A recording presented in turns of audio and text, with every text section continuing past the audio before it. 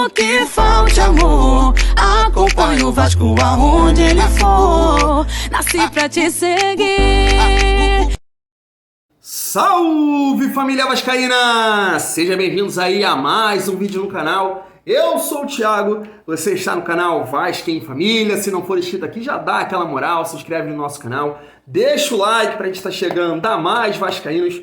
E não esquece também de ativar o sininho de notificação para não perder os próximos vídeos. E tá sempre por aqui deixando a sua opinião, o seu comentário para a gente fazer aquela resenha boa de vascaíno para vascaíno. Nesse vídeo, cara, quero até te fazer uma pergunta. Você já viu aí o Zé Colmeia falando mal da 777 ou questionando a 777? Mas ontem ele fez. Vou passar aqui, quero ver se você concorda com ele. Vou trazer o Rica Perrone também, que fez o seguinte questionamento.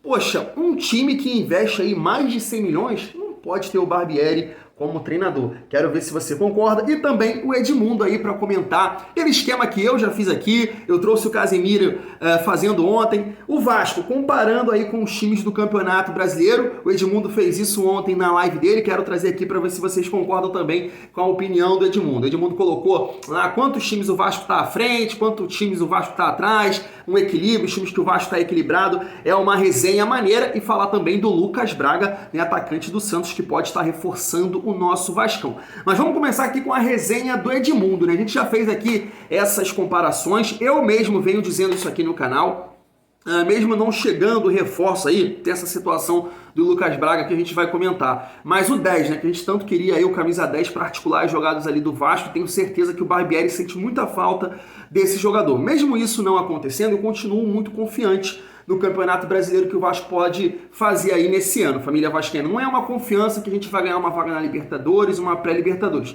que a gente não vai sofrer num primeiro momento. E aí, conforme a gente for evoluindo, ganhando jogos, aí eu passo, ó, não dá para sonhar assim com o Campeonato Brasileiro. E é um exercício que a gente tem que fazer, né? Olhar aí para a grama do vizinho, quem tá jogando bola, quem não tá jogando, e mais uma vez eu vou trazer isso aqui, porque dessa vez o Edmundo que fez. Se liga só.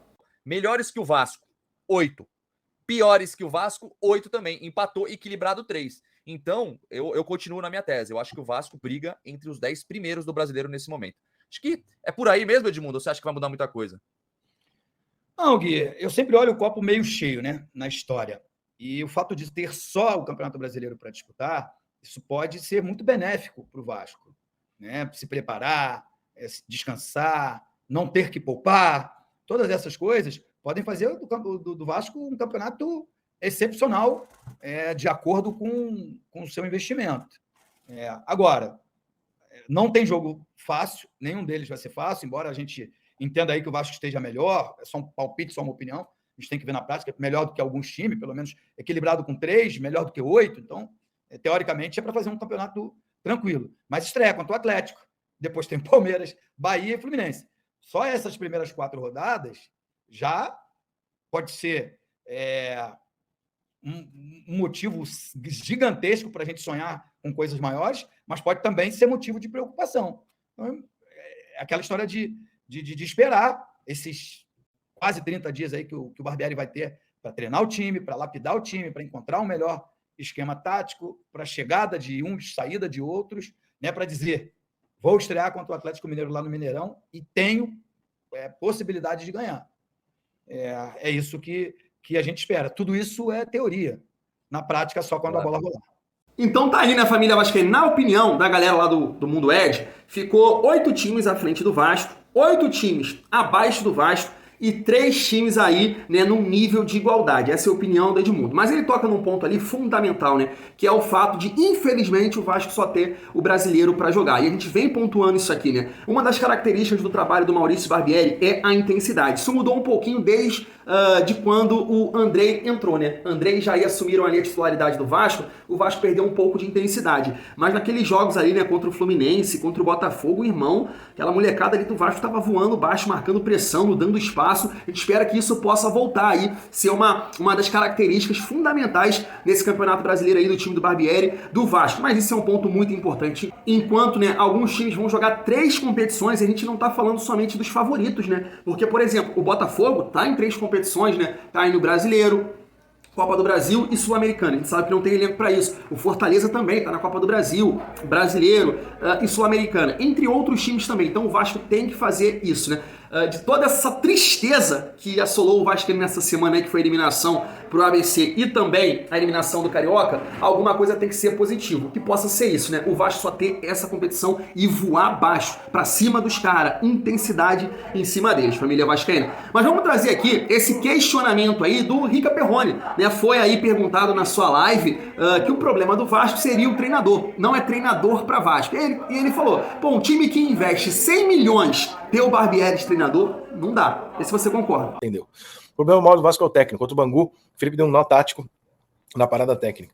Cara, eu não sou um corneta do Barbieri e nem acho que o Barbieri é técnico para um time com investimento do Vasco. Eu acho que um time que investe 100 milhões não pode contratar o Barbieri. Com todo respeito ao Barbieri, eu acho que tem momentos na carreira. E o momento de um time de 100 milhões é de um treinador com um pouco mais de nome do que um treinador que acabou de vir ali do Bragantino e tal, e é isso, entendeu? O Barbieri não é um treinador vencedor campeão. Então, se eu boto 100 milhões no meu time, o meu treinador não é o Barbieri. Com todo respeito ao Barbieri, de quem eu gosto do trabalho, não acho ele ruim, não. Mas eu acho desproporcional, entendeu? Eu acho que 100 milhões para montar um time. E o Barbieri ficou olhando e falou, eita, que horas que... Como é que tu monta? Como é que tu pega uma Ferrari assim? Ferrari não, vai. Como é que tu contrata um carrão desse e bota um piloto que não tem essa moral toda? Então, não sei. Tá aí, família vascaína, você concorda aí com a opinião do Rica Perrone? Barbieri não é treinador para esse Vasco? Cara, se a gente pegar lá atrás, treinador que o Vasco tinha como primeira opção era o Vojvoda, infelizmente recusou. Eu vou ser sincero para você, quando o Vasco cogitou o nome do Barbieri, eu falei assim, pô, cara, não sei se é treinador para Vasco, fez um bom trabalho lá no RB, mas não tá acostumado com a pressão, não dá para comparar, né, RB com o Vasco da Gama, né? A gente pontuou isso aqui. E, cara, ele foi me conquistando, né? O Vasco com intensidade, com uma ideia de jogo, jogando bem pelas beiradas, né? Os laterais apoiando muito, sabendo aproveitar as características desse jogador. Claro que tem que fazer alguns ajustes, principalmente no Pedro Raul, mas também acho que a melhora do trabalho do Maurício Barbieri vai passar por reforços, e principalmente esse jogador que joga ali no meio campo como um articulador. A gente até comentou aqui no vídeo de ontem, né? Pode ser o Marlon Gomes, pode ser o Orediano, mas são jogadores que não costumam jogar por ali, então você tem que trazer um jogador, né, por mais que não seja aquele grande nome nesse primeiro momento, tinha que trazer um atleta que tenha característica, saiba jogar naquela função de meio armador, já que o Vasco não tem. Então passa também por reforços. Eu acho que ele vem de um momento ruim, né, de escolhas ruins, mas eu acho que ele já entregou aí boas ideias, e nessas boas ideias que eu tô acreditando. Vai ter um tempo aí de trabalho até a estreia contra o Atlético Mineiro, então acho que a opinião do Rica Perrone pode ter fundamento, vamos dizer assim, por ser um treinador que não conquistou grandes coisas, mas eu acho que é um treinador jovem de boas ideias e é nisso que eu tô acreditando, família vascaína. E aí, me conta aí o que você acha nos comentários. Antes de trazer aqui o questionamento que o Zé Colmeia fez a 777, a gente tem que falar aí do Lucas Braga, né? Botar a informação aí na tela para vocês, ó, do GE, né, que o Vasco está interessado no Lucas Braga, pode ter uma situação aí de troca de jogadores, tem também a dívida do lateral Natan, né, que o Santos, me corrijam se eu estiver errado, acho que o Santos tem que pagar 6 milhões ao Vasco, então tem todas essas questões aí que podem envolver o Lucas Braga no Vasco. Mas vamos analisar o jogador?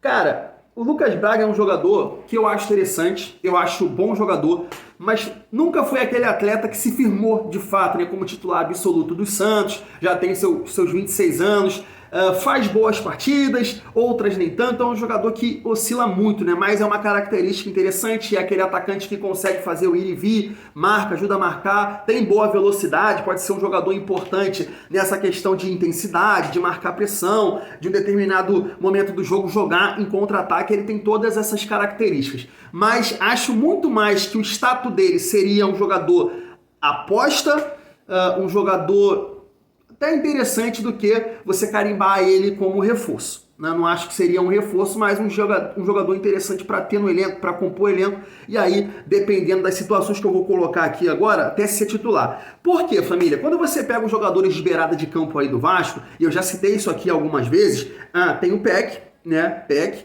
Figueiredo, Eric Marcos, e Orellano, vamos dizer assim, né? Acho que até o Marlon Gomes pode jogar por ali também, mas vou contar esses 4 jogadores: Peck, Figueiredo, Eric Marcos e Orellano. E aí você vai para a quantidade de partidas que esses jogadores fizeram aí no Brasileiro. Eu não vou contar o Orediano porque chegou agora, né, do futebol argentino, do Vélez Sarsfield, então não dá para contar. Mas é um jogador muito jovem, de 22 anos, né, que pode oscilar. O Abel Braga até falou na coletiva, né, que foi um jogador que impressionou nos vídeos, no trabalho de scout ali que a equipe da 77, o Vasco, fez, e o Abel falou, não, tem que trazer esse jogador. Então é um jogador de muito potencial, mas que pode sentir adaptação. É um campeonato muito mais complicado do que o futebol argentino. Isso não é uma opinião minha, eu trouxe aqui o Godinho, o Nath Fernandes, que falaram isso. O futebol brasileiro é muito competitivo, né, então ele pode oscilar. Então não tem nenhuma partida porque chegou agora. Eric Marcos também, surgiu agora, não tem nenhuma partida na Série A. O Figueiredo, eu até procurei em vários sites, né, cara? No Ogol, na Transmarket, e eu não sei se isso tá correto, se ele já fez ali, entrou no segundo tempo. Mas segundo esses sites, o Figueiredo não tem nenhuma partida na Série A. Ele tem 52 partidas na Série B. Gabriel Peck, que é o jogador que mais tem partidas na Série A. Tem 24 jogos na Série A, 1 gol e 1 assistência. Na Série B, o Peck tem 27 jogos. Ou seja, são pontas que o Vasco tem hoje que tem poucas partidas na elite do futebol brasileiro. Então isso é um ponto interessante, porque o Lucas Braga, ele tem 95 jogos na elite do futebol brasileiro, na Série A. Os números não impressionam muito, né? São 8 gols e 6 assistências. Mas, cara, jogadores de beirada de campo aí que fazem gols, que dão muita assistência, dificilmente ficam no Brasil, né? Esse é um ponto. E ele também tem 20 jogos na Libertadores, com 4 gols e 3 assistências. Ou seja, é um jogador que vai chegar aqui para ser titular absoluto? Não acho, mas é um jogador que com a experiência, com a rodagem que ele tem, mais que outros atletas que o Vasco tem no atual elenco, pode ajudar. Então esse é o meu ponto de vista. Thiago, traria o Lucas Braga? Traria nesse atual circunstância aí que eu, claro, que eu não concordo, mas que foi dita que o Vasco só vai reforçar o seu elenco em oportunidades de mercado. Dentro de uma oportunidade de mercado, o Lucas Braga é um nome que me agrada. Família vascaína, quero sua opinião aí para ver se você concorda aí com meus pontos de vista que eu coloquei aqui. Agora vamos trazer aí o questionamento. Quem diria do Zé Comé, um cara que defende muito a 777, mas eu acho que esse questionamento aqui tem total sentido. Família vascaína, vamos lá. O Terãs é algo assim que a gente poderia alcançar. Não foi feito contato algum. Sou muito amigo do Alexandre Matos, perguntei e não foi feito contato algum no dia de hoje. Estou passando isso para vocês. Mas seria algo interessante. 28 anos, puta jogadoraço, numa posição que a gente está precisando. De repente tu contrata 2, 3 jogadores para achar ele e vai gastar o preço dele. Eu acho que, ele, por todo torcedor vascaíno, a gente não teria tanto susto. Agora, o scout do Vasco é o scout do Vasco.